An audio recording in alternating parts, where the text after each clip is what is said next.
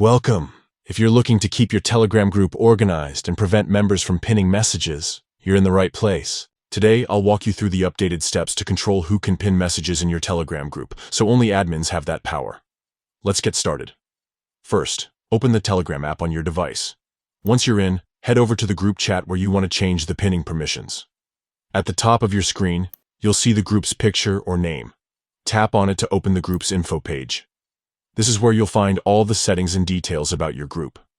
Next, look for the edit icon, usually a pencil or similar symbol, and tap on it. This will take you into the editing mode for your group's settings. Now, find and tap on the option labeled Permissions. Here, you can manage what regular group members are allowed to do. Scroll through the list of permissions until you find Pin Messages. You'll see a switch next to it. To prevent members from pinning messages, simply toggle this switch off.